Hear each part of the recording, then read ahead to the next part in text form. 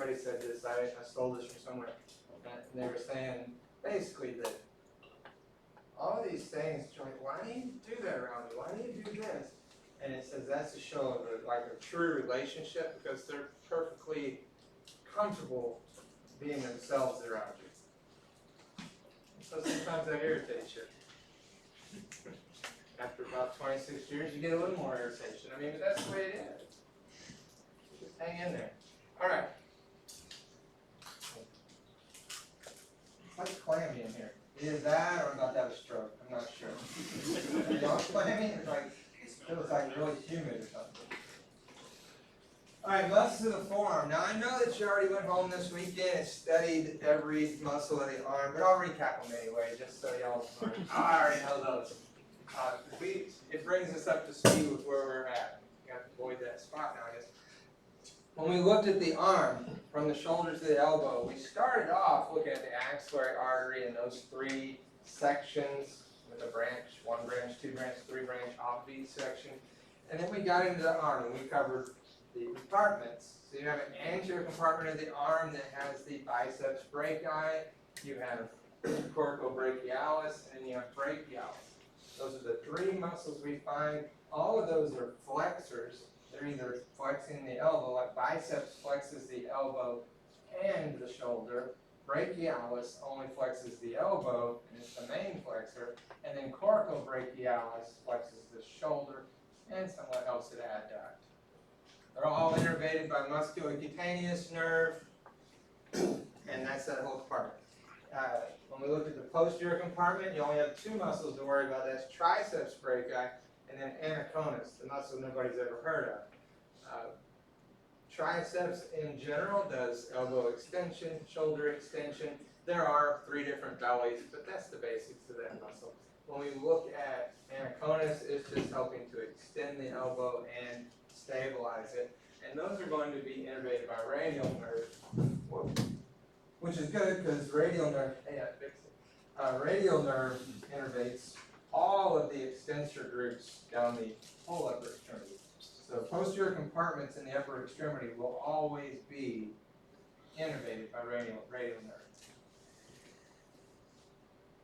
And then vessels, we've chopped into vessels and said, okay, well we have, in the arm we only had to worry about 2 vessels, but 1 main one. You had the brachial artery, and then you had the profundant brachii, which is a branch off of that. It's a larger branch, so we noted. And when we looked at the nerve supply of the arm, I didn't cover the vessels. Vessels, cephalic, basilic for venous, and then you have the deep brachial vein. And then you have nerves that go down through there. So you have musculocutaneous that's innervating that anterior compartment. You have radial, but you also have ulnar and median that are going down through there to reach into the forearm. So when you look at the median and the ulnar nerve, they're called transient through the arm because they don't innervate anything in the arm, but they do in the forearm. And that's where we left them. Thanks.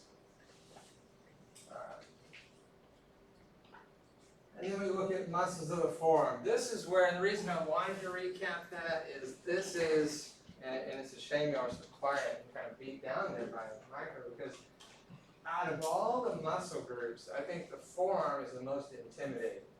Because there are a lot of them. But if you hang with me, I'm going to show you not only how to group these, like even generalize them in clinic, but generalize them for testing, and also help you to break down what these words are. There's a lot. The good thing is we're not studying every organ and insertion, but just listen to how I present them, and I think it'll make sense. So when they call, once again, intrinsic, extrinsic, muscles of the forearm, a lot of them are extrinsic muscles of the hand. Because we have a whole group of muscles in the hand we have to go through, but these are muscles, basically what we call our forearm, the bellies of them, go and control the hand. So we're going to divide these up. We're going to have an anterior compartment of the forearm. We'll have a posterior compartment.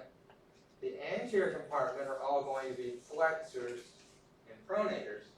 And when we look at the posterior compartment, those will be extensors and supinators.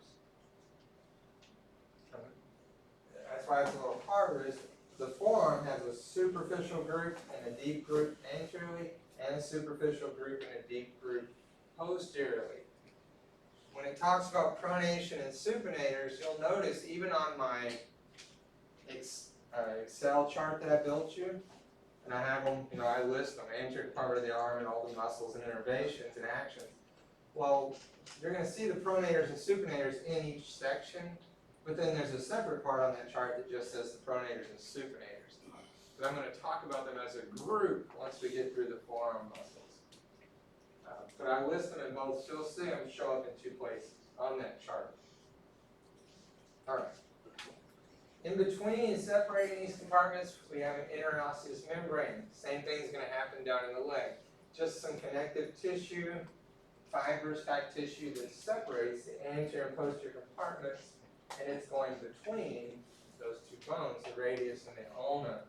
If you take a cross-section kind of view, we would see that we have our anterior compartment here, posterior compartment, the blue lines representing our separation between these two bones.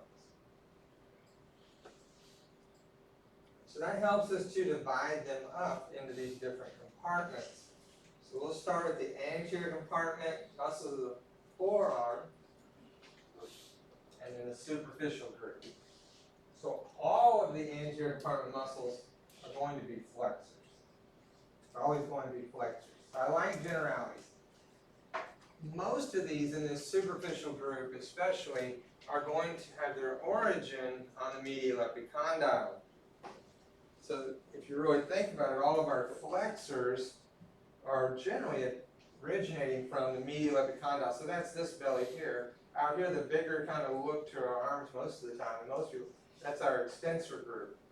So in anatomical, this is your flexor group, and they have that common origin. Sometimes you'll see on origins that it originates from the medial epicondyle via the common flexor tendon.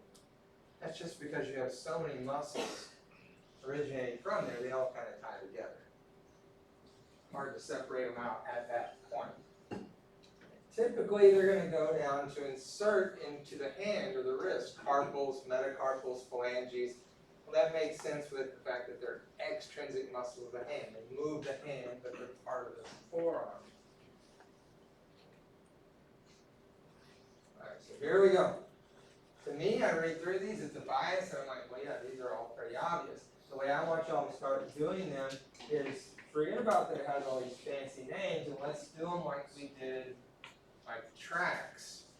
So I'm going to walk through a couple here before we even get into them and say, well, flexor carpi radialis. And they're exhaustive. We got a bunch of these to go through, but if you read through and say, okay, well, what action does this probably do? Flexion. Okay. Carpi, what do you think that refers? I don't know the word for it, I'm just dragging you out. What do you think carpi stands for? Carpals, right? So that's part of our wrist, and then radialis. Right? So most of these, when you say radialis, and we think about it, we have a radial and an ulnar side even down at our wrist. Like when we talk about radial collateral ligament, ulnar collateral ligament. So these muscles, or this muscle, flexor carpi radialis, is a flexor, which they all pretty much originate off the medial epicondyle. So it would be a flexor that goes to the carpals on the radial side. Palmaris longus. Well, palmaris longus is a muscle that goes to the palm. I'm gonna quit saying the medial epicondyle all the time.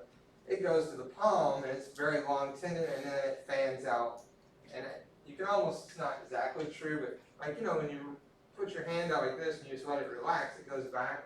I always think of palmaris longus because it spans the palm of the hand and it puts a little tension on it. It's like kind of pulling back. You just relax your hand. It's kind of like your plantar fascia down the foot. A flexor carpi ulnaris. So a flexor that goes to the carpals on the ulnar side. So these are probably both going to flex, but at some point they're going to do an action at the wrist, ulnar versus radial side, and I will explain that then. And then you have flexor that goes to the digits, digitorum superficialis. So if there's a superficialis, That means we're going to have one that's probably deep. They didn't call it deep though, they called it profundus. So we're going to see in that deep group, we have a flexor digitorum profundus, and I always say they named it profundus because when you're studying it, I'll show you it's different for some profound reasons. It's one of our exceptions. Alright, so you see how to approach it? The first step though, when you start getting really into, or if you want to do that before you start studying them, is to start studying just however you do list or however you do note cards, learn the muscles that are in each compartment. Because if you know the names of the muscles that are in a compartment, you now see that you can probably figure out what they're doing, right? By reading the name. But if you don't know what compartment it's in, you know. And the other side, I'll be a little sarcastic. If I was to ask you a question and it's talking about extension, and you can't remember what compartment that muscle's in, and you answer some flexor answer, I have no help for you there. Because it says flexor or extensor in the muscle names. You may not know what that means now, but you will once you start studying them. And then pronator teres also falls within superficial anterior compartment of the forearm. Alright, so here we go. First muscle that's in the anterior part is flexor carpi radialis. We said we don't have to keep mentioning it. Most of these medial epicondyle origin. And then it's actually going to insert. And this is where the people who study muscles before really appreciate, and the ones who haven't don't know to appreciate, that we're not going to study origin and insertion because the forearm muscles are very specific. And you look at the insertion, radial anterior hand, anterior side of the bases of the second and third metacarpals. So if we follow carpi radialis, it's going to go down to the radial side and insert into these metacarpals. Okay? Fingers, not the carpal. So here's one of the differences. It's flexor carpi on the radial side, and so it flexes and abducts the hand at the wrist. Abducting means we take it away from midline. But they didn't like that. The occupational therapist stepped in and said, we want our own name for it. I'm just kidding. I don't know why they decided this, but instead of calling this abduction, when you're referencing the hand and wrist, we're going to call that radial deviation. Deviation of the hand towards the radial side. So that is radial deviation, which means if we go towards the pinky side, or coming in towards the midline, we're going to call that ulnar deviation. Median nerve. I'll point out, here's my promise here, I will point out any muscles in either anterior compartment of the arm that are not median nerve. There's only two. I'll show you that. Palmaris longus, medial epicondyle, there they threw in that via the common flexor, great. Inserts into the palmar aponeurosis. So this is a flexor retinaculum, palmar aponeurosis. It's kind of spanning out across the hand. That's the one I was saying. You relax your hand and it kind of, not exactly what it's going to do, but it helps you to remember it. And so it crosses the wrist on the anterior side, so that makes it a flexor of the hand at the wrist. And we already said it's also tightening that aponeurosis of the palm. So it is median nerve.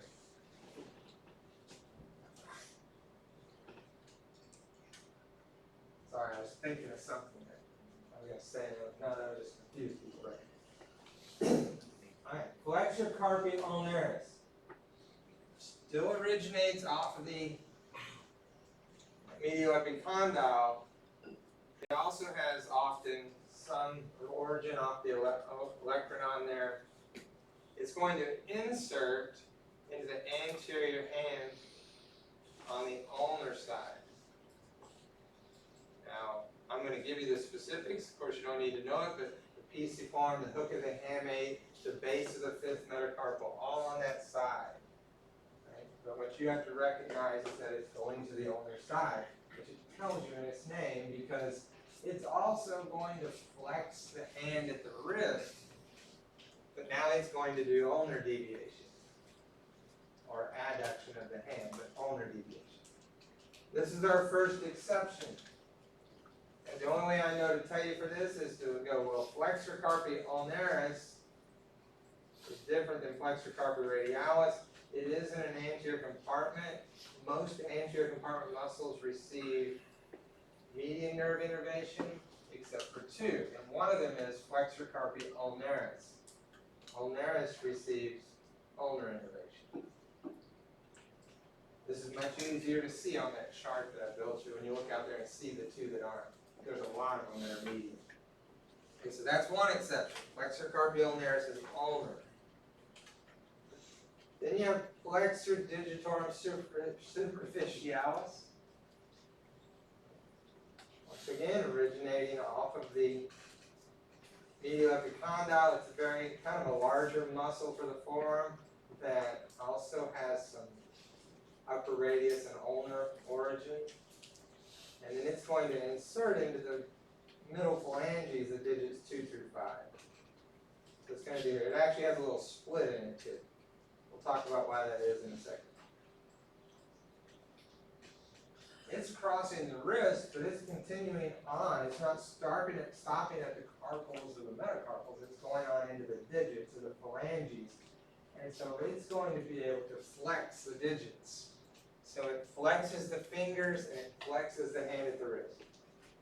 And it is also median nerve.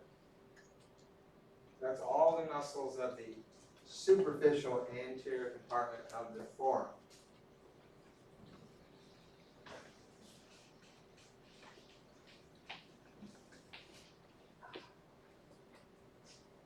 All right, the deep group. When we look at these, we look at commonalities. There's still flexors.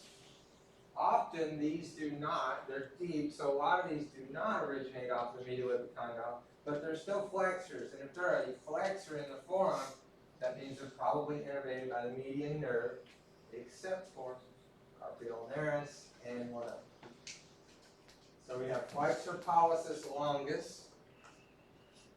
So did any of y'all read through it in your mind like I'm telling you to and go, oh yeah, okay, the long, and I tell people all the time when you're first learning these, put some parentheses out there and write, put it in English. Long flexor of the thumb.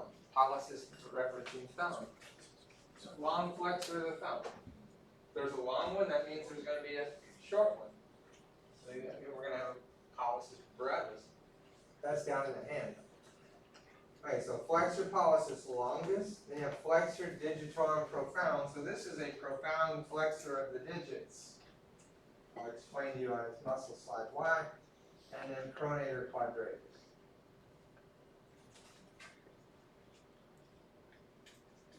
So here's flexor pollicis longus. It originates off of the radius, interosseous membrane, and then inserts into the distal phalanx of the thumb. So its whole job is flex the distal phalanx of the thumb. Like if you hold your thumb still and bent it, that's the job of flexor pollicis longus. The innervation is still median nerve, so no different there.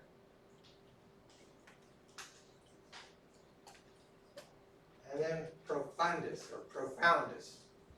You need to link flexor digitorum superficialis and flexor digitorum profundus together. They're in two different compartments, but if we look at what they're doing, this one's originating off of the ulna and interosseous membrane, and it's going to insert into the digits also. But it's inserting at the distal phalanx of digits 2 through 5. So it's down here. So it's going to be able to do flexion of the hand and flexes the distal phalanx. So if we looked at the difference, they both flex the hand and help you to flex your finger. If you probably don't know, there's little like circle retinaculum that your tendons slide through so they don't bowstring. But they have to reach. So flexor digitorum superficialis is flexing like this. Like you bend your finger. So flexor digitorum profundus, like if you were to stabilize and just do the tips, like some people can do that, right? Take your fingers and bend just the distal phalanx. That's profundus. And that's actually a test for assessment of the median nerve, because you say, well, can you do this? They stabilize your finger. That's flexor digitorum profundus test. So those two muscles are both going out to the digits, but that creates a problem that's been solved. I don't know why we talk about it as a problem, because problems exist that haven't been solved, right? But as those tendons come down, I'm just going to use one finger. If you have flexor digitorum superficialis, and it's going to here, to the middle phalanx, then you have flexor digitorum profundus running in the same area, and it has to get to the distal phalanx. It creates a situation because you think those run side by side, but there's little circle retinaculums that kind of make a pulley through it that keep your fingers. If you've ever had like a trigger finger, you've felt that. So the problem is, how does this one get to do this if it's running in the same area? And that's explained by this picture. Is you have what's called a Camper's chiasm. So the one that's deeper is flexor digitorum profundus. It's right up against the bones there. And flexor digitorum superficialis is superficial, so it's right above that. And this is superficialis has been cut. And so it splits before it makes its insertion. And that's called a Camper's chiasm. And that allows profundus to go through to that distal phalanx. So that now we can do that. So they can both function together in that same area.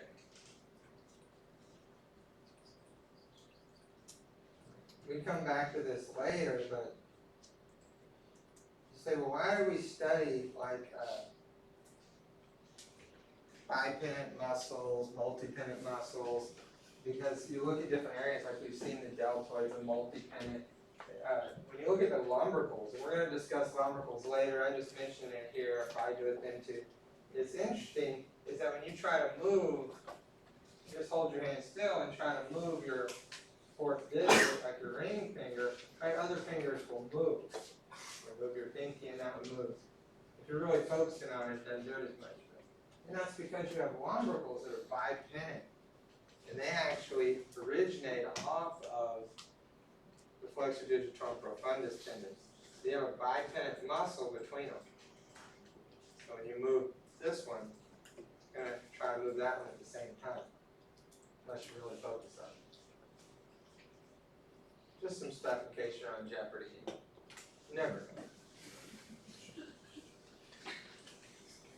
Okay, so that if you're going into physical exam and you're assessing, looking at does the median nerve work, one of the tests they teach you to do is flexor digitorum profundus. If that can function, great. Yeah, I did all that. Now I'm going to back up. We didn't cover the nerves. This is our second example. So we can generalize and say almost all of the muscles in the anterior compartment, superficial and deep, of the forearm are innervated by the median nerve. Right? Two of them, though, have ulnar innervation. You have flexor carpi ulnaris, which just has ulnar, and then you have flexor digitorum profundus, which gets median and ulnar. So I always say it's profound because it not only goes through the Camper chiasm, but it also has these two different innervations. Makes sense? So there's your two exceptions. Flexor carpi ulnaris, flexor digitorum profundus. Both of those will be receiving some ulnar nerve innervation. Everything else, median.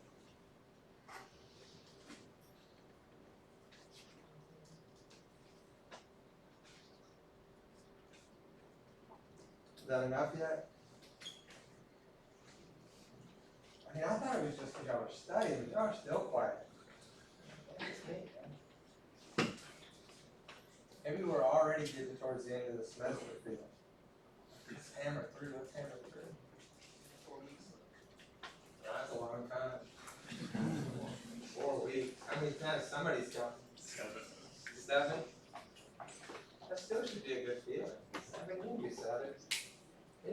reset. You get a whole week off. And at Christmas you'll get two, or what do you say? At the holiday break you'll get two. Exodus, you're supposed to call it that. That week, I may tell you this again next week, or 2 weeks from now, 3, I don't know. Don't study. Probably on the recording, man. People are going to give you stuff from the next semester thinking you're going to study.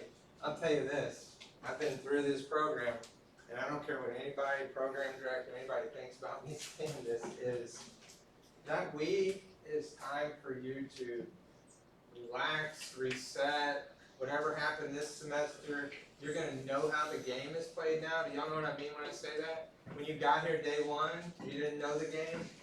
Everything in life's a game to me. And now that you know how the game is played, you get to reset and go into a whole new semester. A whole new life. You do that 4 times, right?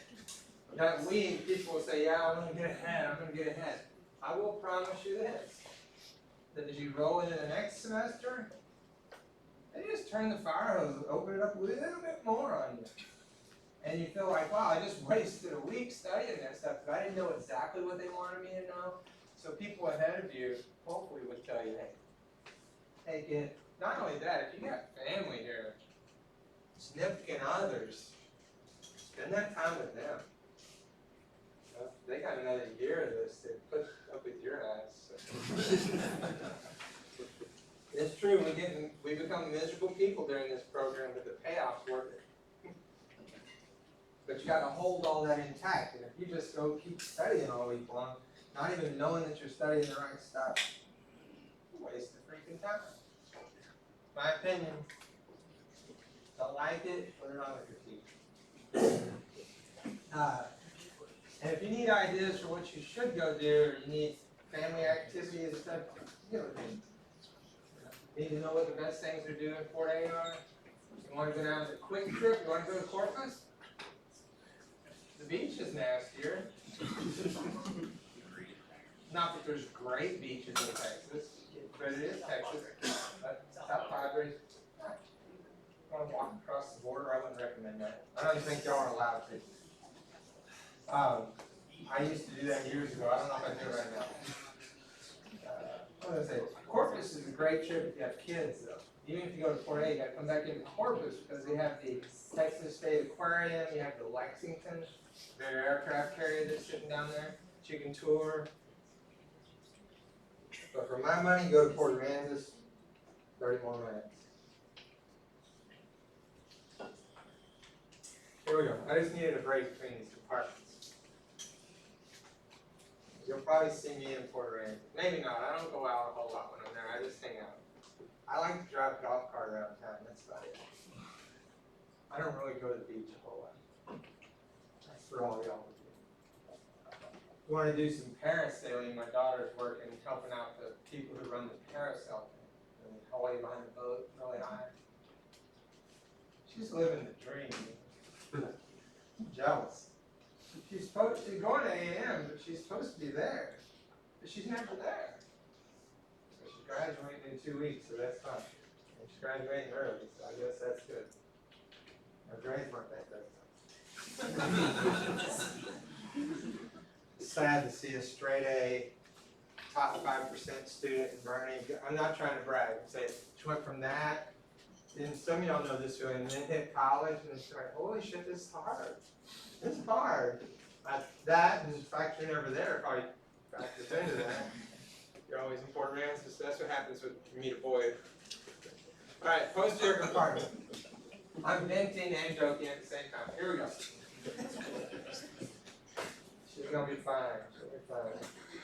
If you have kids or middle-aged, not middle-aged kids, we call them preteens. Yeah, young kids or preteens, and you're worried about what it's like later, and you can't wait for it to get better. I'm gonna tell you this just straight up. It doesn't get better. I don't know when it does, because I got one at 28. It's still not getting better. Not getting better. I don't want to hear about it anymore. I got enough problems of my own. I don't need yours. You're an adult. This is my oldest daughter. He's only 23.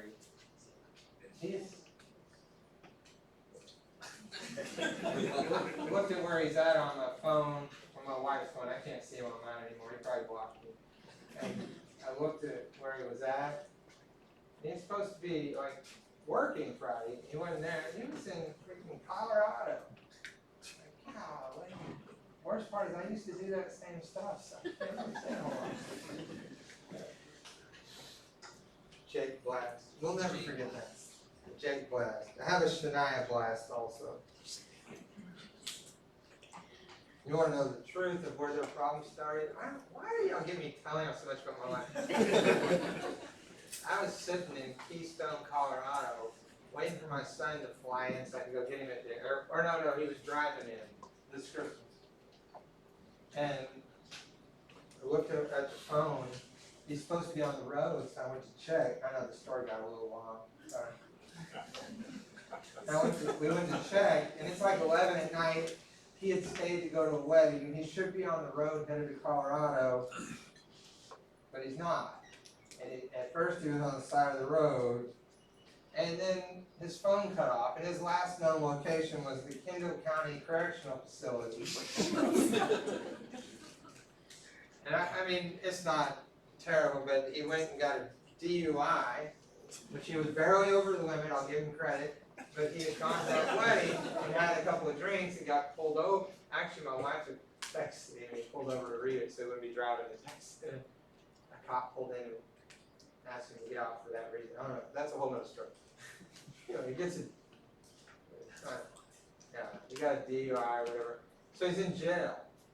And so I spent the next few hours getting him from out of jail. He didn't know it, but I got him out of jail like by 8 o'clock the next morning because I live in Bernie, and Bernie is still a small town, and I know the magistrate who used to be a police officer in Bernie as a family friend. And I'm like, can you get him out of there?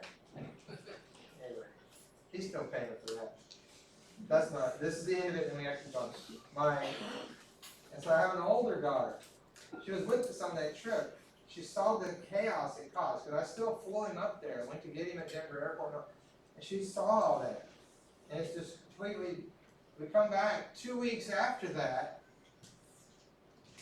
I don't even know. I get a call from my daughter's, like, skinny jeans wearing boyfriend. If you like skinny jeans, more power to you. I just wanted to describe him. That gives you a visual. He is like a physicist or something, nuclear, I don't know what he is. Anyway. He calls me, hey, has Shania called you? I'm like, no. He's like, well, 2 days ago I was in Kerrville. She was the doc and got a DUI. I'm like, y'all killing me. So that's where I deal with the Jacob and Shania class. I'm going to end with this. At the take home at the end of the day is, I love you, but you're an adult. Go deal with it. You've been going to Colorado on the spur of the moment. At that moment, when you still have an Intoxilock in your car, it's not a good idea. I gave you the whole background of where that comes from.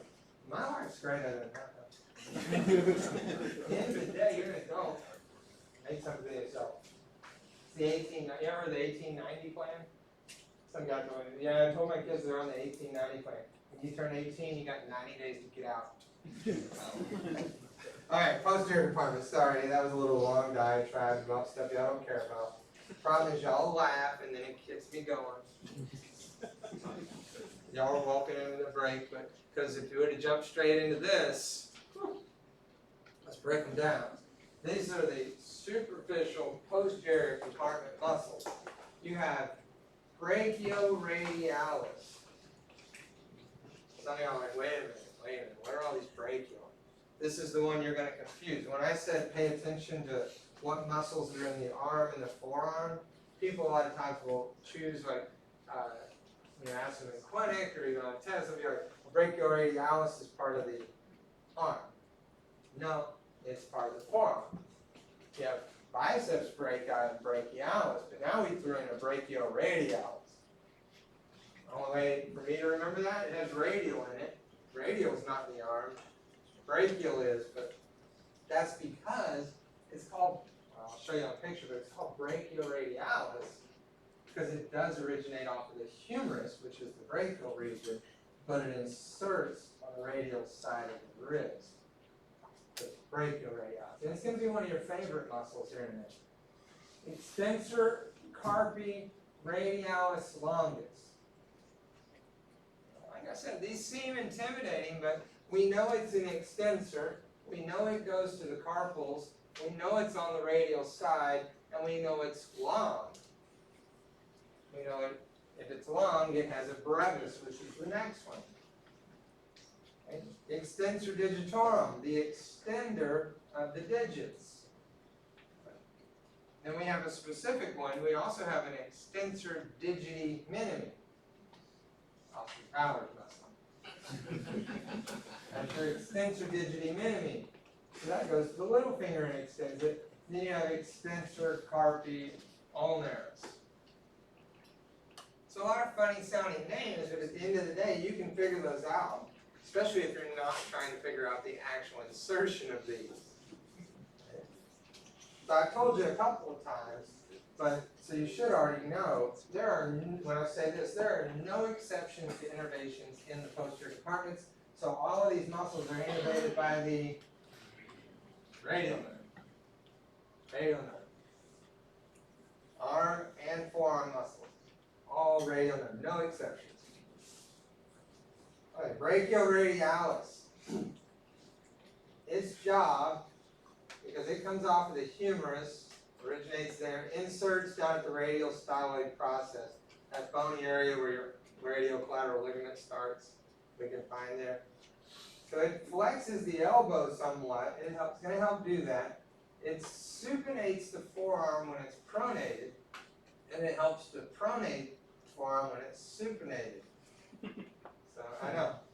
So if you take it and you got a picture like a big, everybody has a mug, a mug of beer, and it's what they call the beer drinking muscle, because when you talk about pronation and supination, this muscle can do both, and they picture like you're grabbing a big stein of beer and bringing it up, and pronating and supinating back as you set it down. That's your beer drinking muscle. So you're working out your brachioradialis. So that's a definite workout. But a can doesn't count, or a bottle. You gotta have a big, heavy stein. Radial nerve. I thought of a new way to describe motor unit recruitment the other day. I was filling out, I was talking about how you recruit some muscles units first, then second. I was talking about hanging on. I thought of a new way. I was going to feed my water dogs, and had a big pitcher, like one of those 1 gallon pitchers, and you're holding it at the sink. And as it gets progressively fuller, you're definitely recruiting more motor units. You know what I mean? You can feel it starting to get heavier and heavier. That's a better way to explain that. All right. You're also going to learn, you probably already did if you are doing physical exam stuff, now the brachioradialis reflex. Did y'all cover this one? The brachioradialis reflex is a test for radial nerve. Why? Because it's innervated by the radial nerve. Y'all have to do things textbook. I used to do a lot of reflex testing, spinal cord injury patients, and I don't do the brachioradialis reflex like they teach us to. And I don't do a lot of them because that's great. That's a great way to do it when you can see it, or you can watch their hand move. But as somebody who has diminished reflexes, I do it by holding their thumb. I just hold their thumb like it's saying, and then I can tap that, and I can feel it if it's going at all. If that makes sense. Don't do that here. But if you know how to do reflexes, and it's minimal reflex you're getting, you can actually do that, and you can feel it before you can see it. You'll see it kind of move. You need to do it like this. And you need to find a partner that has good reflexes. Or like I told you before, or knows how to play the game. They touch your knee, it's out. Extensor carpi radialis longus. Distal humerus, radial, it's in its name, posterior hand, base of the second metacarpal, so it's inserting here. It's on the radial side of the thumb side. So its job is to extend the hand at the wrist and it will also do radial deviation.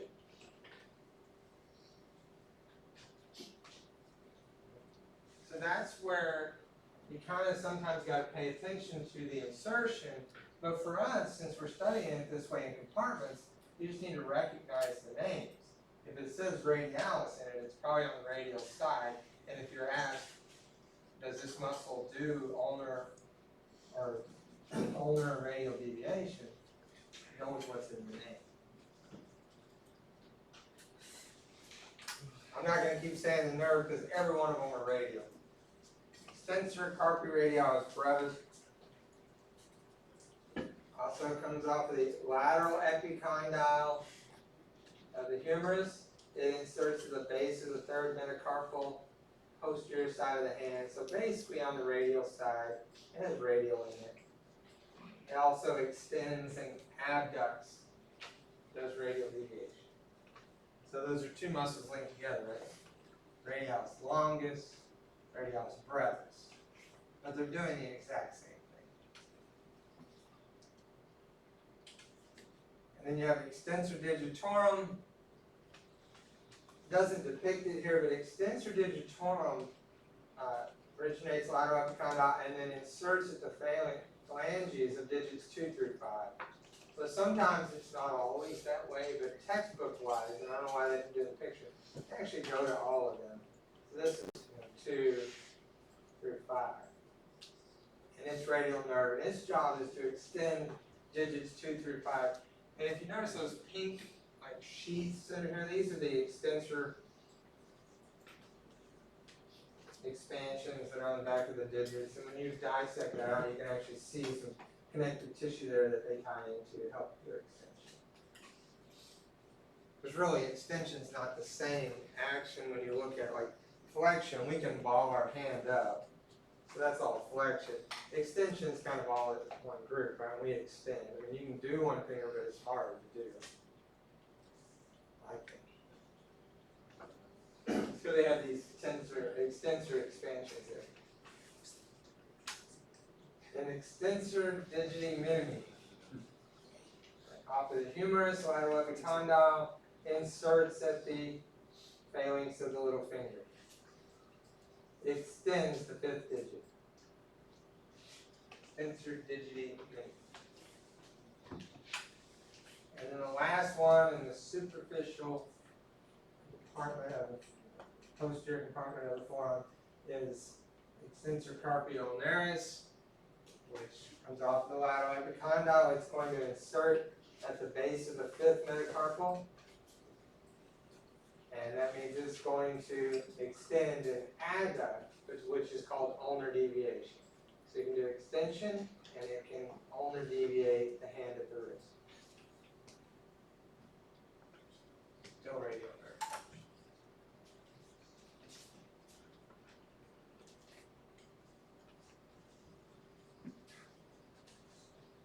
It's break time, but I think we just need to do the deep before we break. It's not going to take us that long. Deep posterior extensor compartment, abductor pollicis longus. So the long abductor of the thumb.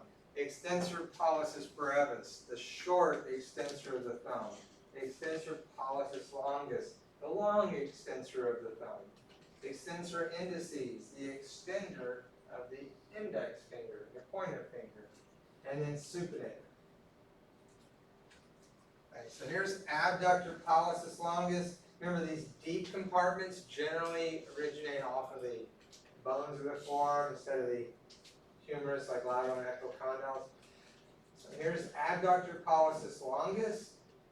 It originates off of the ulna and interosseous membrane, part of the radius there sometimes, and it inserts at the base of the thumb. And its job is to abduct and extend the thumb. So it abducts it, but it can do some extension there too. And its radial nerve, whoops. You have extensor pollicis brevis. Once again, coming off the radius, interosseous membrane, inserts into the proximal phalanx of the thumb. Remember, the thumb only has 2 phalanx instead of 3. And it extends the thumb, extensor pollicis brevis, short extensor of the thumb. We have extensor pollicis longus. And we're going to make a note about this one is it's coming off of the ulna and interosseous membrane, inserting into the distal phalanx of the thumb. And so its job, just like brevis, is to extend the thumb. But there, do you remember back when I orientated the picture for you? And I said, well, on everybody, if you're looking for anterior versus, we did it during the carpal talk, but when you look at, this is very prominent, that is Lister's tubercle, right, or the dorsal tubercle of the radius. And actually what's happening is, here's our thumb, an extensor, this muscle, extensor pollicis longus, originates right, down off of the bones of the forearm, but then it goes down and it catches Lister's tubercle, makes an abrupt turn and goes out to the distal phalanx of the thumb. And if you pop your thumb up like an extreme thumbs up, you can see it. And you can follow that all the way to Lister's tubercle where it makes its turn. That just increases the leverage you have on the extension of the thumb here. So I'm talking about this area right where it's circled, but right here it makes this abrupt turn.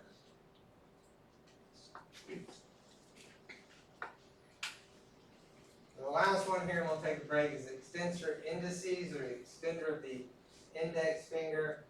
Originates ulna, inserts at the, basically into the extensor expansion, or the phalange of the second digit, your index finger. Extends the second digit. Sometimes they list this as how people extend the hand. I didn't mention all of those in there, but if a tendon crosses any joint, especially like on that side, it generally is going to help with extension as a concept. It's not one of the main ones. And it is also radial nerve. So there are all your muscles, except for our pronators and supinators, of the forearm. Seem like enough?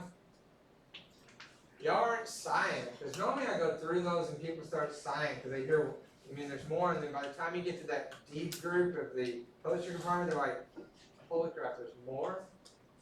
This is what I'm telling you, we're not getting, if you're studying origin insertions, that is a lot. But for y'all, it's recognizing what compartment they're in, what's their action. You're going to use their name to tell you their action. But it does help to actually sometimes get on the upper extremity thing over here, or the skeleton, and talk about its origin insertion. If you're really having trouble remembering the action of a muscle, you need to look at it on one of these, or in 3D anatomy.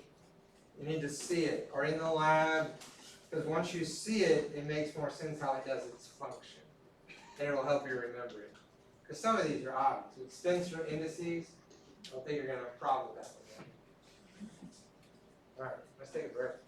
Bring the out breath.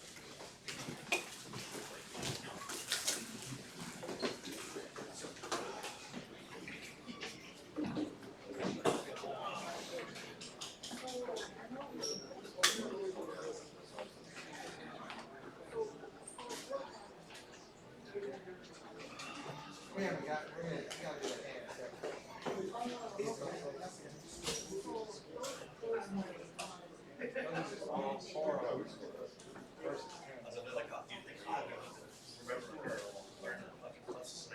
These are extrinsic. Oh, yeah,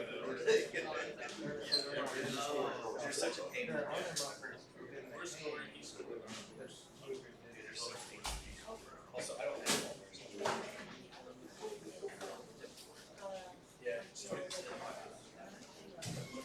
So take you to this. A lecture. We don't lose any.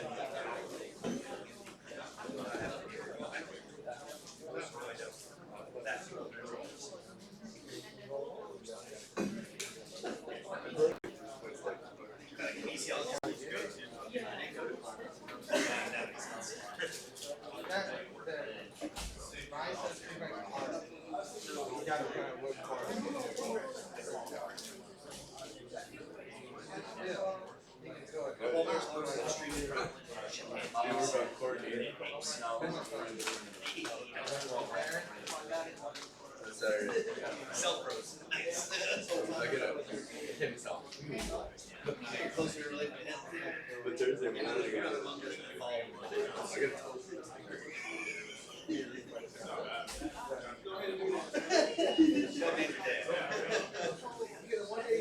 You are the problem.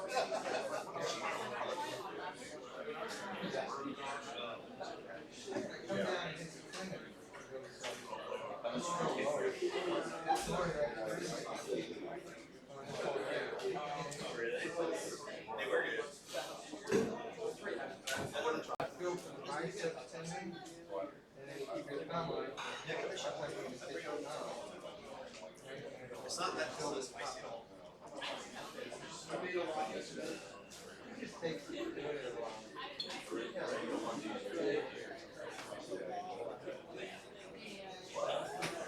I'm so serious.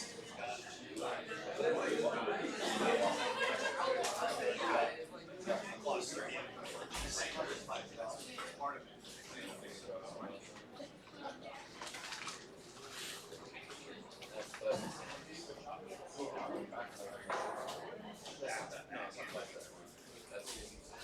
No happy. Temporary pain. Some people you may see that by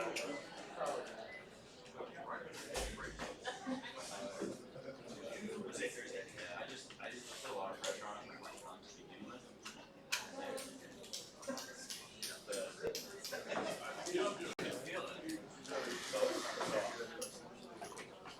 I just did your and then you give it a little stretch. So you're already kind of pre-stretched.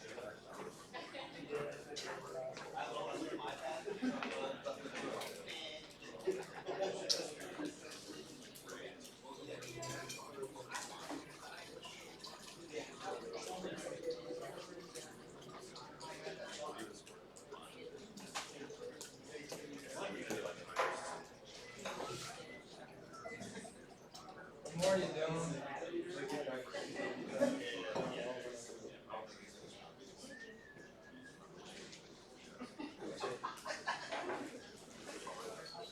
too hard to be away there.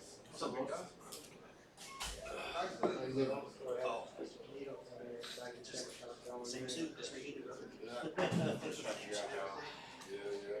got your pulmonary slices?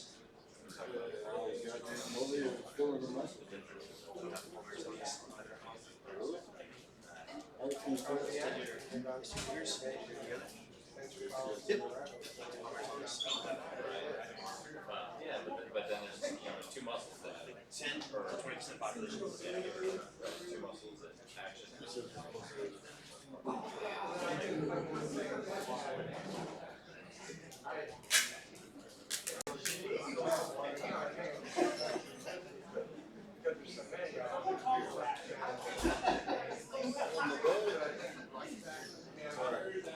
Good one is what species that Palmer's are incredibly large and very well used in STEM these days. And gorillas, all the previous species of the what's closest to us, they're Palmer's lobsters. Because they're out there, grabbing research. So they say that people like some of the best climbers in the world. I'll show you on the next one. We all short of something.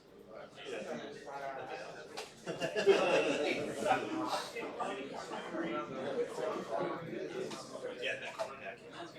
Yeah, and it's allergy stuff on dog's bladder. I think it's totally fine. Yeah, well, she's still pissing herself. So they're going on some like hormonal stuff, you know, like naturally increase your muscle tone. Yeah. 8 or 9.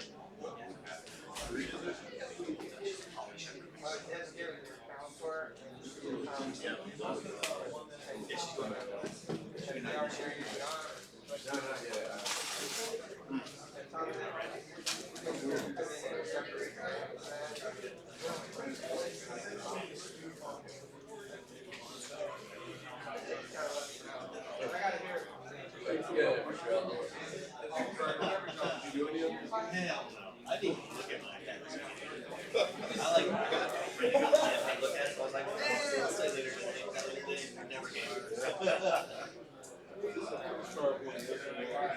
trying to get through. I did that this morning, and it wasn't super bad.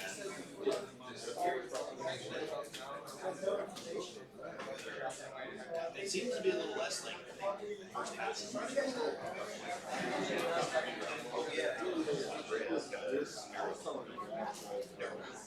This deck was For some reason, the first one, I was there and like about bacteria and the next thing, and I go back and I remember I literally just one of this $100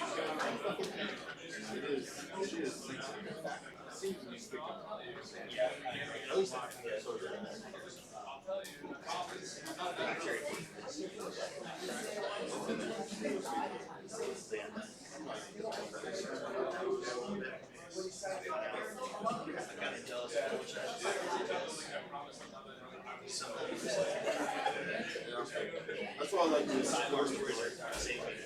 That keeps me going, dude. Oh, okay. Smart. I got a little standing thing. But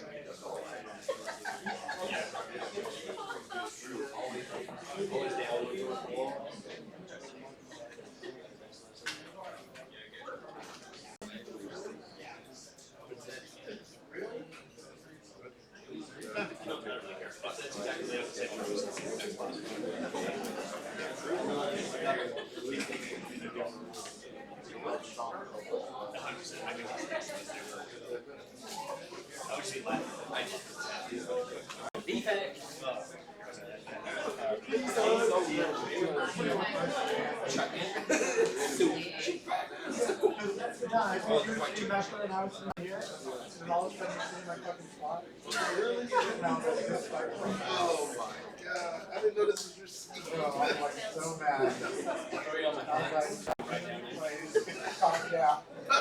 I was sitting right there. I was sitting there and I told Katie, I was like, I think I'm gonna go sit up there on the second row. So I'm paying attention.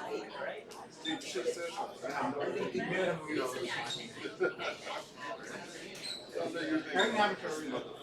Yeah. It was so unofficial, I had no idea.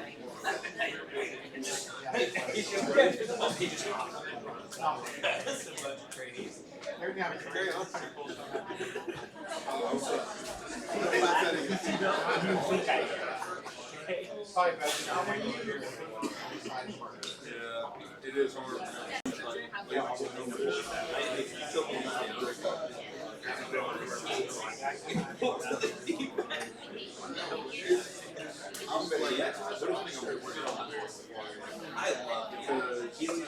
I get exhausted to bring back a show. I had the shoes. Oh, yeah. Oh, Oh, wow. The wheels. I love my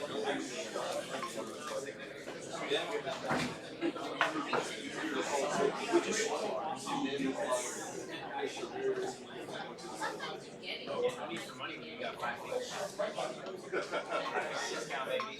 I got $100. My dad lived. And you wear heelys on the kids these days. You can see what you like. Just cruise the whole. All the way to left. I love the stutter step that has to happen before you can lock out. You know, you gotta get a little bit.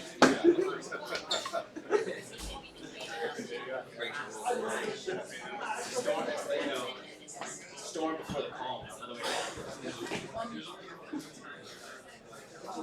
Take corners real short. Damn. I believe you did my wish list on Amazon. I know how it was like that day. I'm like, how the fuck is it possible? It's just like,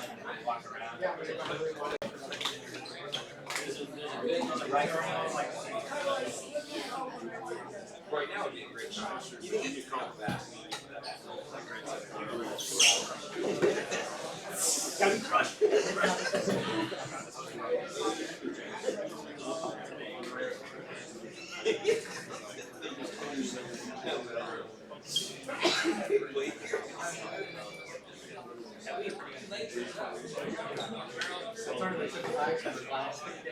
Imagine the PT guy. What the heck's pushing me? It's that visual optical that happens on propellers. No, it's just much. So What way is that? that'd be epic. It's always like a motor behind it. I guess I can get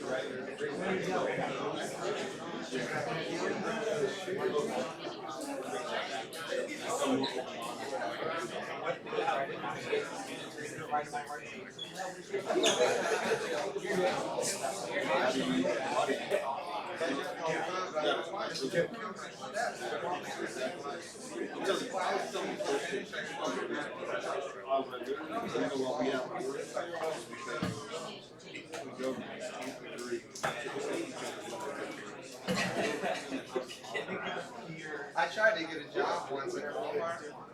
Well, Walmart is called Hyper. I heard the first few Walmart Hyper built and I worked there to fly and roller skates. And people do price checks. You're on roller skates. So you would go in front of them, they couldn't even tell you what the price is. You brought something that didn't have a tag, somebody would take that in front of you and go back, and I'd go like back and forth and check the price. Like, then they would come back up. So you put them on roller skates. I wound up working in the shoe department. Speed skating. Really moving. Big wide. Big wide. I was a skater when I was young. Like what you did in the back. Inline? You You talking quads or inlines? Speed skater. You talking inlines or quads? Quad, they were just regular skates they skated on. This is back in 1988, probably. I worked here. We were saying Walmart, nobody knows these, when it first started, it was called Micromine. I worked at one of the first ones in the shoe department, no less. But they were talking about I need to put on wheelies during the exam so I can go person to person. Heelys. Sorry, my kids that didn't have those. Anyway, back then, Hypermart said a lot of y'all don't realize you couldn't look all the, you never phone to look this stuff up. When somebody came to the register or something, they didn't have a tag on it. They had a person there who had to take it, go to the back of the store. And before Hypermart, that really wasn't a problem. But they'd take it, and you would all wait in line behind them. When they went, found what the product cost, they'd come back up and tell them. They didn't call it around anything. They'd go physically. So Hypermart came up with an idea, and they put people on roller skates. So picture Walmart, price check, so you're waiting in line, the person in front of you brought one up without a tag. Roller skater would take it to the back and check the price and come back up. Kind of cool. They were talking about they could do it, those speed skates. Sonic, yeah. Y'all tip Sonic people when they bring food up? I don't. They can do a trick. What did they do? They did it on the I don't know what they did, they did it too. Maybe you can go. I don't know, my wife might get telling me about it. They did a good job. Sonic. Yeah. They gotta go do a trick on skates. Anyway, everybody wants a tip now. I say no all the time to this. I mean, I did go to the restaurant, so I'm saying, but like when you go to pick up your food at a counter, if I had to get up and pick it up, I'm not. Sorry, making myself sound bad. Alright, here we go. Ran into a couple people in the hallway that said we just finished our last cardiology exam. I said, that feels good.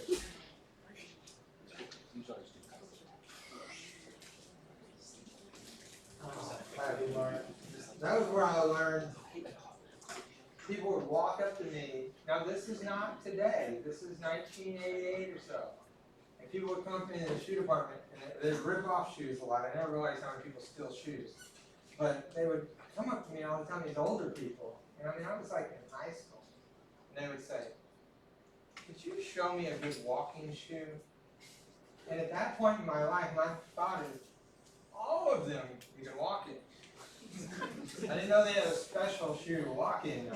I mean, I know that sounds funny to y'all, but back then things weren't marketed. You didn't have feet store, whatever that measures your foot.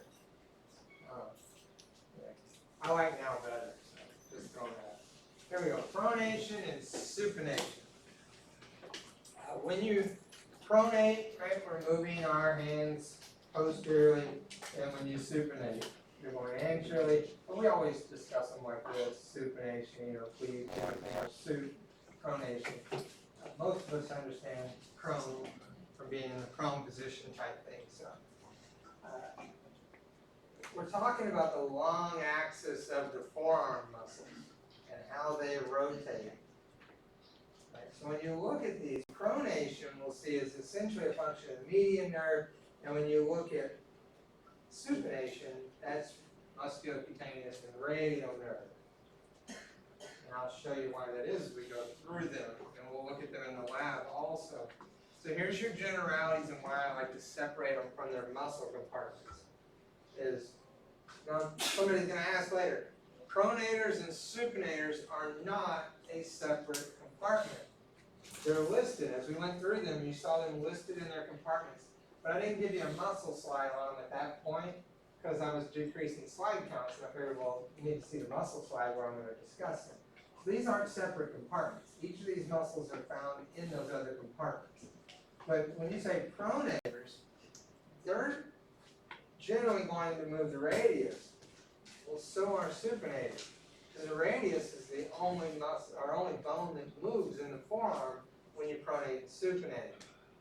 So that means that pronators are going to have their insertion on the radius, origin on the ulna. And you have pronator teres, pronator quadratus, and then you have brachioradialis. Remember, brachioradialis does supination and pronation. If you're supinated, it tends to pronate. If you're pronated, it tends to supinate. So here's pronator teres. It originates off the medial epicondyle, and we said it's going to insert on the radius, and so it's going to pronate forearm, specifically up here by the elbow. It's going to use, if you remember this little joint here, the proximal radial ulnar joint, it's affecting that. And this is going to be median nerve. Comes off of the medial epicondyle. Almost everything that comes off of the medial epicondyle is median nerve anyway. Pronator quadratus is going to be distal, so it's going to affect the distal radial ulnar joint.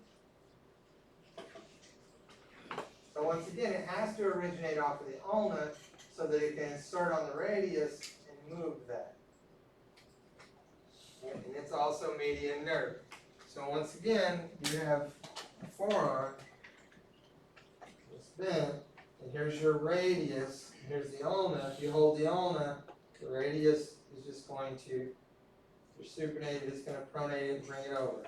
So quadratus is affecting down here, it's pulling that part over, and teres is up here, and it's pulling the proximal portion of it. And you're just pronating. Supinating it, pronating it. So if we pronate it, we've got to turn it back with our supinators. They're still going to have their insertion for these muscles has to be on the radius because that's the bone that's moving. Some of these are generally, they don't talk about lateral epicondyle here because it's off of the humerus for their origin. So you have supinator, guess what action that does? Bicep brachii and brachioradialis again, because it's in both. So we really only got to discuss two of them. And that's where we have supinator, which originates off of the humerus and sometimes part of the ulna. And it's going to insert into the radius. Its job is to supinate the forearm.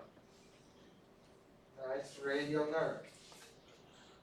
Don't worry about deep at this point. Just radial nerve.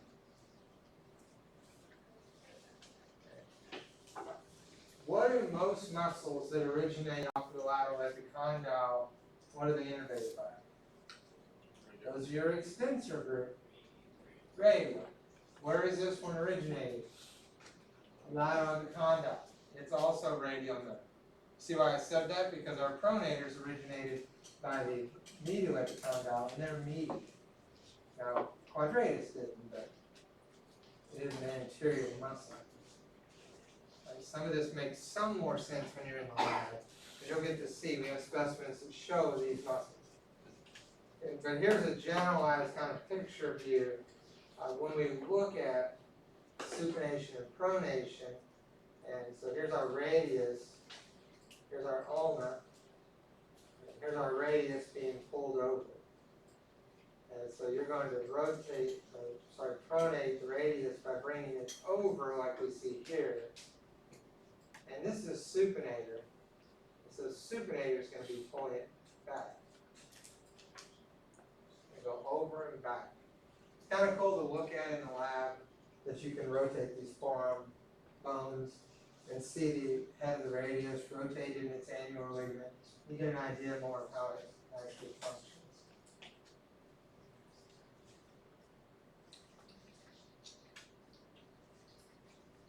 We made our way to arteries. Arteries are the forearms. We go back to the arm and we say, okay, the axillary artery became the brachial artery at the inferior border of teres major. That's your textbook definition. So from the inferior border of teres major to the cubital fossa, all of this is brachial artery. Once it gets to the cubital fossa, it's going to split into radial and ulnar arteries. So that's basically because they're running down the bones. If we look at that, we would see that our teres major would be up here where it had that line. So all of this from there to here is brachial artery, and then you have radial and ulnar that separate. And those are going to continue all the way down through the wrist into the hand. These are the only two vessels for arterial supplies you need to know for the rest of the lower and upper extremity. Veins, remember we had basilic and cephalic in the arm, they're going to continue down. And so you have only listed three that you need to know. You have the right cephalic, the basilic that was up here continued down, and you have the right, and this is the right extremity. But then you have the basilic. The only other one you need to know here in the form is right in the middle, and it's called the right median antebrachial. And I guess I should have boxed this because we talked about it at the cubital fossa, but do you remember the right median cubital? What's its significance? Yeah, most commonly used place for an IV. So other than that, on these vessel pictures, especially in this upper extremity, what I've boxed is what you need to know, especially when we get to the hand. Because we're not going to learn all the little digital branches in the hand. And if you didn't know this already, you can measure your pulse by checking the radial pulse, where you're compressing on the radial artery at the floor of what's called the anatomical snuff box. And so you can check your radial pulse there. There's 10 flex carpi radialis, adductor pollicis longus, but we'll look at those when we discuss the anatomical snuff box. And then the nerves.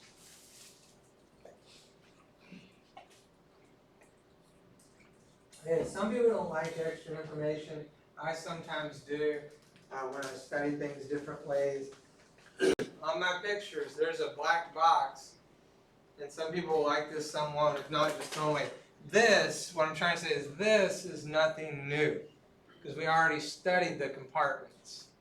So we're looking at forearm muscles that are innervated by the median nerve. We already covered those.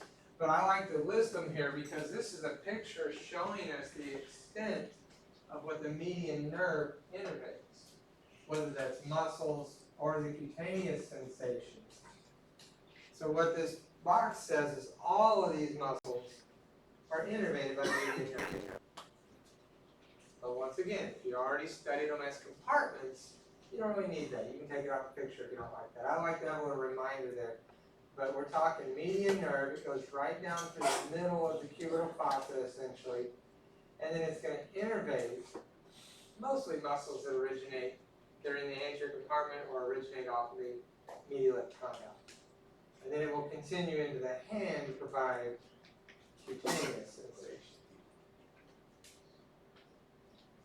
Same thing when we look at the ulnar nerve. It's going through the forearm and innervating the extensor, lost my mind. Ulnar nerve in the forearm is only innervating flexor carpi ulnaris, flexor digitalis profundus are two exceptions. And then profundus also gets mediated. So those two are listed there. And it will also continue into the hand into cutaneous sensation. Now towards the end of this, when we get to the end of this tomorrow, we'll see, I'm just going to give you the cutaneous sensation charts to look at instead of these. I've just got on both places. You may or may not have discussed radial nerve dysfunction in physical exam, but when you look at radial nerve dysfunction, that's a type of peripheral neuropathy. By damaging the radial nerve anywhere along its path in the upper extremity. If you put pressure, compression on a nerve, you can damage that or weaken that, or even cause full, like atrophy of the muscles that innervates, depending on how long it goes on. And so where we see this is the radial nerve has to get into that upper extremity, and it comes very close to the axilla. And so you'll see people with what they call crutch palsy, that they've lost function, the function of the radial nerve because of the way they're using their crutches. Because it used to be more prevalent, but used to, you go to the ER and you have some type of leg problem, and they say, well, we're going to send you to ortho, da-da-da, they give you some crutches, you sprained your ankle real bad, whatever, they give you some crutches and they throw you out the door, and people were walking around using them wrong. They used to, this is a long time ago, back when I was at Fort Benning, they would send us from physical therapy every now and then over to train all the new medics there that were working in the ER on how to properly measure crutches. You know, because your crutches should be about 3 digits from your axilla. The weight of crutches, if you didn't know this, is supposed to be on your hands, not here. So you see people resting on them all the time. Okay, probably may not hurt anything that way, but if you're walking with them in your axilla, that's rubbing on those. You have a lot of nerves going through the radial is one of them. What you're going to lose, you tell me, if I damage my radial nerve, let's say I completely entrap or irritate my radial nerve and it's not functioning, what am I going to lose in that upper extremity? Extension, essentially. So a lot of times it results in wrist drop. Because all of your extensors are innervated by your radial nerve, you can't hold your wrist up. So that's an extensor. You got to extend it. So you develop wrist drop. You'll actually see people that would come in like that. My favorite was when the drill sergeants at Sand Hill, I ran a therapy clinic as a physical therapy assistant specialist, whatever we call this back then. And I was at Sand Hill, and I was only there from like 8 in the morning till noon.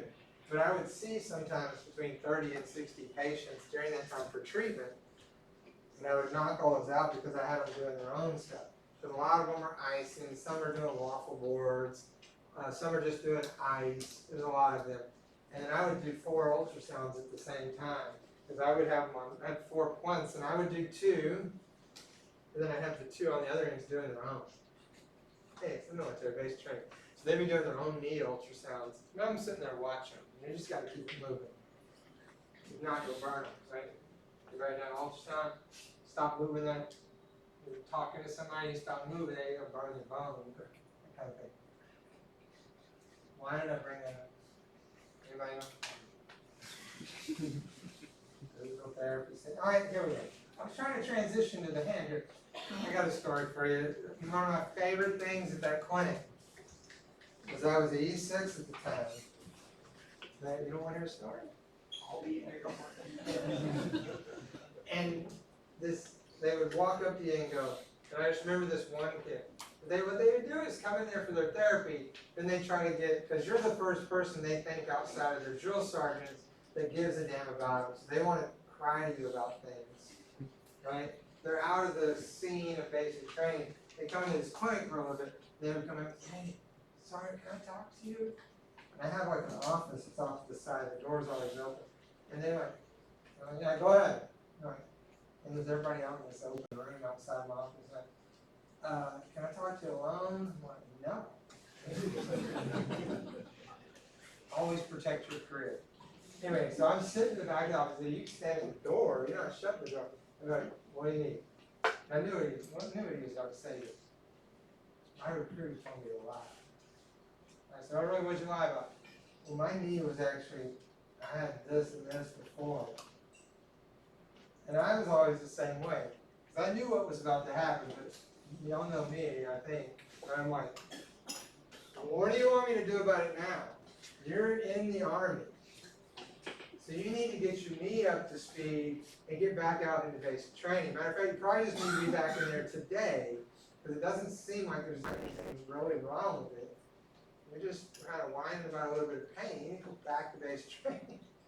That's the kind of stuff I would say. I know that sounds terrible. Different time. But he's like, no. What's going to happen? That was in 1996.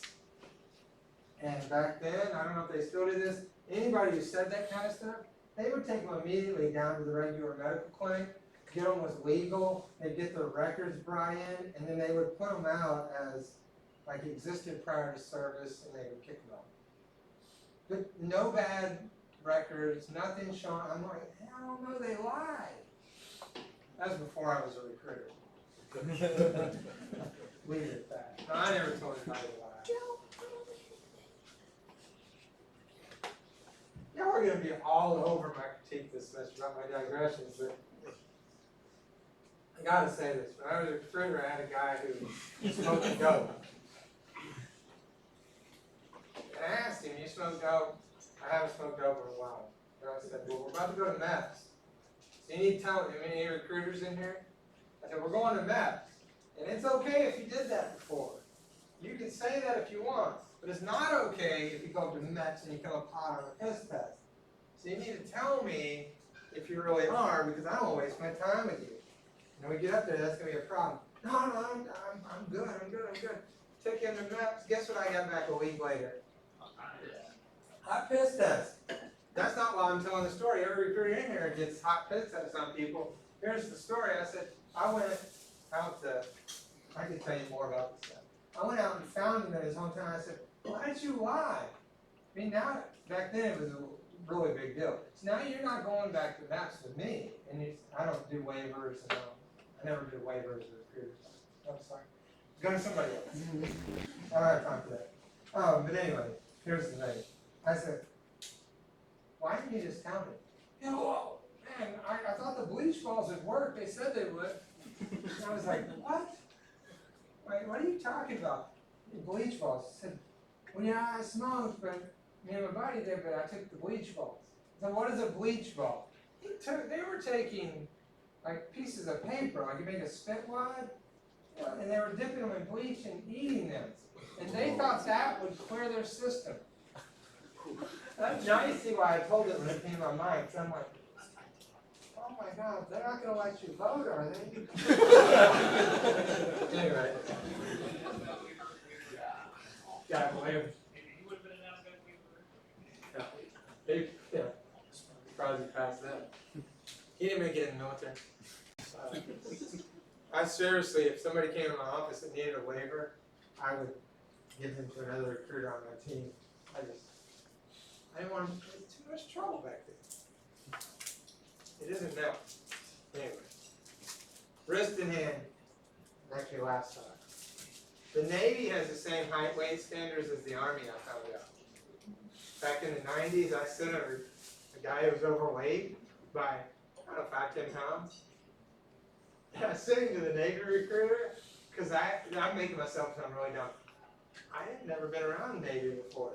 I'd seen a lot of them in Hawaii, and I thought, they must have different height weight standards than we do. I said to the Navy guy. The Navy guy called me hot. You're calling us all fat? We have the same height weight standards as you do. I'm like, well, I didn't know that.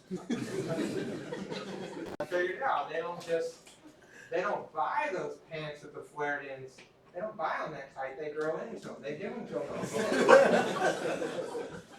You can only get that stuff in the Navy's not in here. Any ex-Navy though? Okay, here we go, sorry, too much. Upper limb and hand. The hand has a lot of articulations, it has a lot of bones, great, we don't need to sit there and number them so much. We already know little things like we have 14 phalanges, that's kind of a key point. But there are a lot of bones, a lot of places, even between our carpals, we have little ligaments. If you ever had like a strain of one of your like carpal ligaments to connect them, that can be painful for a long time. We're going to divide the hand, of course, into dorsal and palmar or volar surfaces, and then the radial and ulnar side. But the palm is also divided into the thenar, the mid-palm, and the hypothenar areas. So if we look at a picture, kind of cut off here, this is your thenar, this would be your thumb if you can't tell. And so that's your thenar group, and then you have your hypothenar group, and then you have a mid-palm that's between them. And other things that I didn't box off, because I'm not asking you to label it just yet, but it's good information, is if you look at the crease in your wrist that most people have, and you're wondering where your carpals start, this is your pisiform bone. Right? So your scaphoid and lunate are going to be over here. Just making those up. We can see the tendon of palmaris longus. Palmaris longus, we haven't gotten to the wrist yet, but we have a flexor retinaculum that holds the tendons that are coming through the forearm, and the hand holds them down. But that's called the carpal tunnel. But palmaris longus does not go through the carpal tunnel, it's above it. And so in most people, if you make a fist, I mean, you can see the tendon of palmaris longus popping up there. That's because it's not held down by that retinaculum. Per se. All right. Other things you can see just on your own hand, we can see like the extensor pollicis longus. Over here we have abductor pollicis. This is our anatomical snuff box. We have our extensor indice, extensor digitorum, extensor digiti minimi. All of those can kind of readily be seen as you look at the back of the hand. So we're not going to spend a lot more time on that. We got to talk fascia. We didn't spend a lot of time talking about fascia in the arm when we started, but we will here, and we will in the lower extremity. We'll look a lot more at fascia. Fascia, when I say compartments, fascia not only surrounds muscles, but it surrounds compartments. So the lower extremity, we deal with that a lot more. Compartment syndrome, that kind of thing, we'll get there. But in the arm and forearm, I didn't spend so much time on fascia, but we do, when we look at the antebrachial fascia that surround the muscle compartments of the forearm, they all kind of come together, all that fascia, and they make some connective tissue, part of that fascia, that helps to hold down the tendons that are all going through the wrist. Right? So posteriorly, that becomes the extensor retinaculum. And it's going to keep the extensor tendons from bowstringing. So this is the extensor retinaculum. So all of these are your extensor tendons. And in blue there, that's synovial sheaths. So you have an extensor area, and all these tendons we just discussed are going to come down on the extensor side. Bowstringing would be if you didn't have that holding it down, and you extended like your index, your fingers, the tendon would be popping up. But it's held down, and that gives you more leverage to do that. So that extensor retinaculum, well, because there's so many tendons going through that area, they'll also have a synovial sheath on them that helps them to slide back and forth through that area. Where we talk about more, though, is the anterior side. So the antebrachial fascia will make actually two structures on the anterior side. And we've all heard, I can't imagine nobody that hasn't heard carpal tunnel syndrome. Okay? So you have two retinacula on the anterior side. The first one, the most superficial one, is called the palmar carpal ligament. It is not part of the carpal tunnel. The flexor retinaculum is. Sometimes they call it the transverse carpal ligament. I'm going to call it flexor retinaculum. We spend a lot of time on this picture because this is the palmar carpal ligament. This is the flexor retinaculum. Okay, the flexor retinaculum goes across the wrist from the scaphoid and trapezium bones over to the pisiform and hamate on this side. Actually kind of hooks to that hook. And so what that's forming is this area here, because you have other bones that are down here. We don't need to name them in this picture, but it creates this kind of tunnel for things to go through. That's called the carpal tunnel. All the way down here we would see our extensor retinaculum, so these would all be extensor ligaments. You see back here. Alright, so carpal tunnel. When I have the circle and point it out again, but we're going to go to the next one and look at what's inside. What's key here is what's the borders of this carpal tunnel and what does it contain? Right? In the Y-shaped part of this flexor retinaculum is actually the ligament for flexor carpi radialis. And I just note that because it helps you remember what side that's on. But remember, tendon palmaris longus that we see here is outside of the carpal tunnel, but it is below the palmar carpal ligament. Well, also, the ulnar nerve that's in yellow here, and the I didn't label it, but and the ulnar artery are both outside of the carpal tunnel. Right? So palmaris longus, ulnar artery, ulnar nerve sit outside of the carpal tunnel, but below the palmar carpal ligament.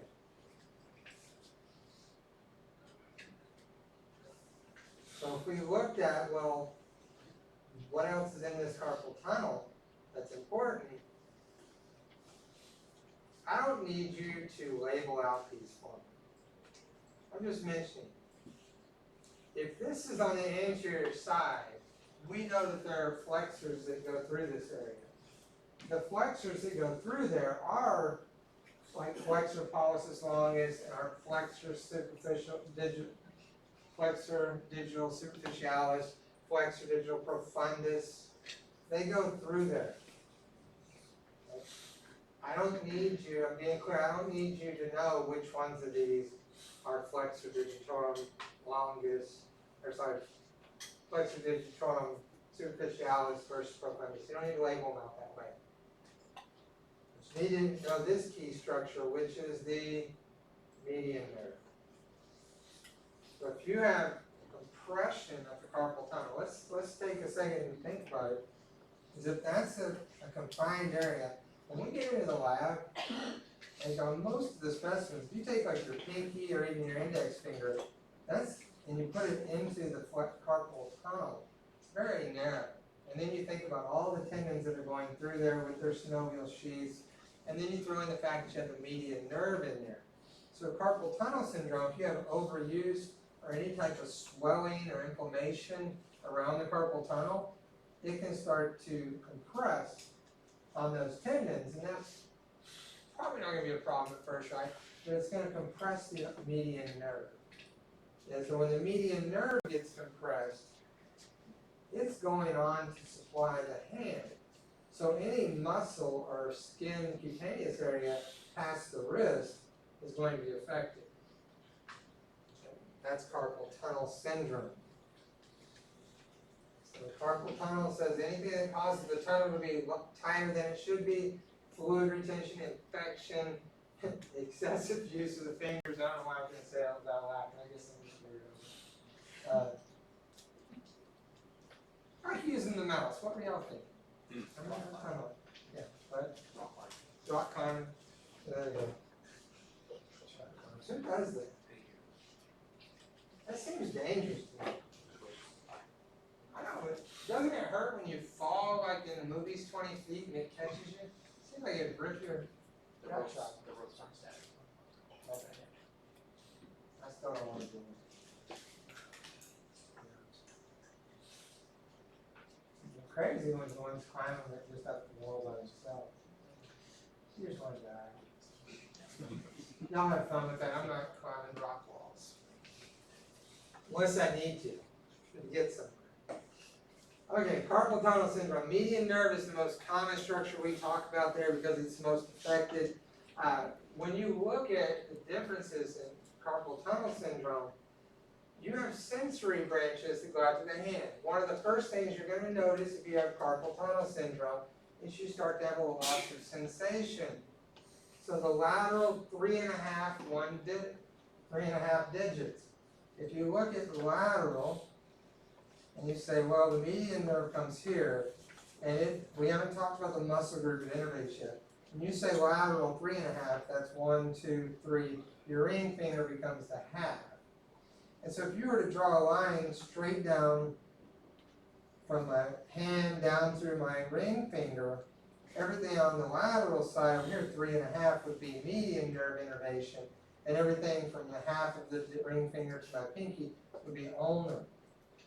Ulnar will not be effective because the ulnar nerve does not go through the carpal tunnel. And so you will start to lose, I often just do it with these three, you will lose sensation to this area. You'll start to feel numbness, tingling in that area first. Or what that, use fancy words, hypoesthesia, loss of sensation.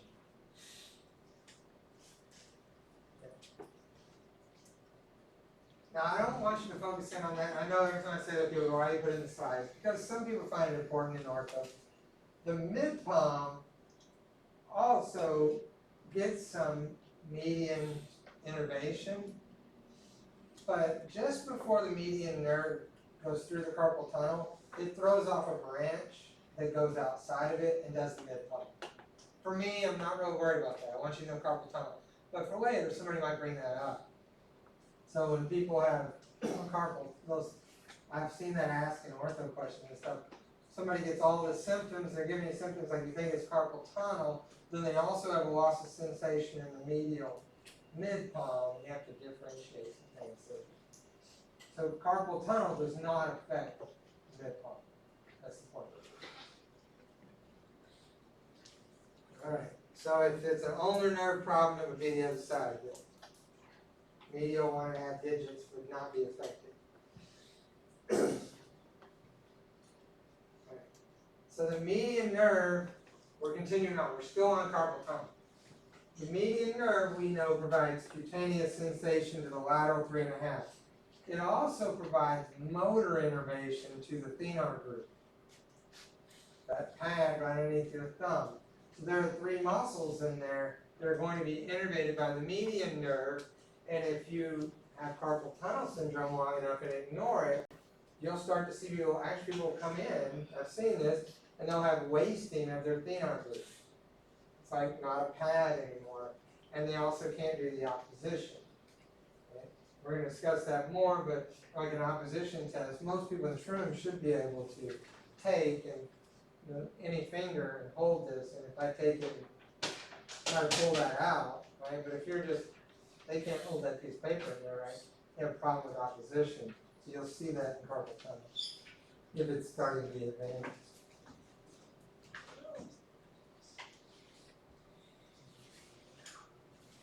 Another thing to look at, Tinel's sign could be used anywhere in the body. But I've never said Tinel's without talking about carpal tunnel. So Tinel's sign is distal tingling upon percussion.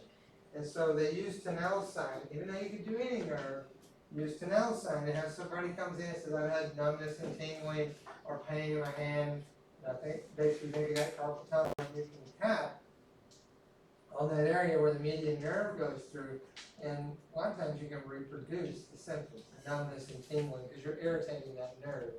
They call it distal tingling upon palpation. Tinel's. That'll get asked in physical exam for sure. I might ask you that too. Good question.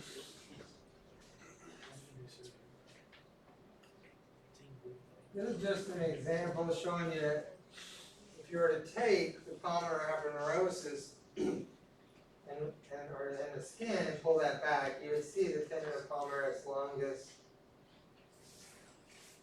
and it ties into the palmar aponeurosis. Then your median nerve is going to come in over here and innervate the thenar group. And your ulnar nerve, we can see, because it's coming above the flexor retinaculum and innervating the hypothenar group.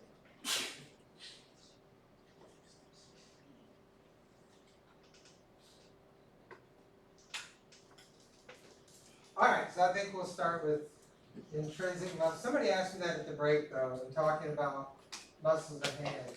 All the muscles of the forearm, once again, are extrinsic muscles of the hand, meaning they control things in the hand and wrist, but the muscles actually not in the hand. And we come back tomorrow, we're going to talk about intrinsic muscles of the hand, and that means our thenar group, our hypothenar group, our adductor in the middle, and then we have some lumbricals and interosseous to look at. And then we'll be done with this section, but we'll finish out the hand tomorrow.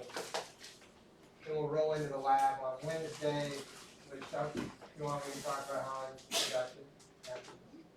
That's it for today. Have a good day.